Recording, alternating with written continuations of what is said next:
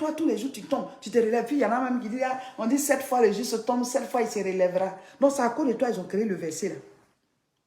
C'est toi qui vas tomber entre nous tous, c'est toi qui tombes souvent. C'est à cause de toi, ils ont créé le verset là. Hein? Mes frères, mes soeurs. Donc, les bénédictions qui sont devant toi, tu ne vas pas aller chercher ça. Tu vas rester ici pour tomber 7 fois avant de te relever. Non. Il faut s'engager réellement.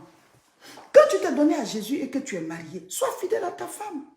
Tu t'es engagé à Jésus, avec Jésus et que tu es marié, sois fidèle à ton mari. Vous pensez quoi encore dehors? C'est la vie de péché. Ça n'a conduit quelqu'un nulle part. Le péché détruit. Ça a été démontré depuis l'humanité, la création de l'humanité jusqu'à aujourd'hui. Il n'y a rien de nouveau sous les cieux. Quelqu'un a fait ça, il a terminé comme ça. Tu fais, tu as terminé comme ça. Pour réussir, il faut être concentré. Ce que tu as déjà eu là, tu cherches quoi encore l'autre côté? Suivez votre chemin tout droit. Je me suis donné au Seigneur, je dois vivre dans la sanctification. Je me suis donné au Seigneur, je dois lire la Bible et je dois marcher selon. Il y a beaucoup à faire. Mais certains sont à la porte là.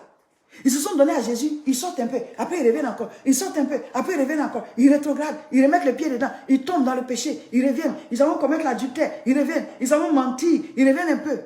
Avance, avance, il faut croître, il faut gravir les échelons dans ta marche avec le Seigneur.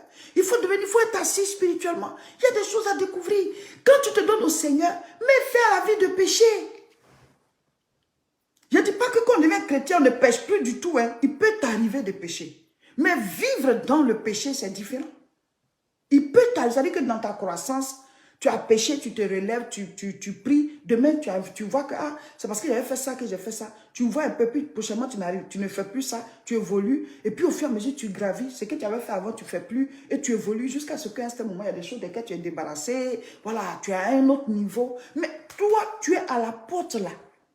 Tu as accepté Jésus, hein? Mais à tout moment, tu ressors. Tu reviens encore. Tu ressors. Vous voyez, en Israël, quand les gens bâtissaient le temple, et quand ils faisaient le tabernacle, parce qu'ils avaient des tentes avec lesquelles ils partaient à travers le désert, quand ils arrivent quelque part, ils placent leur temple. Ils appelaient ça le tabernacle.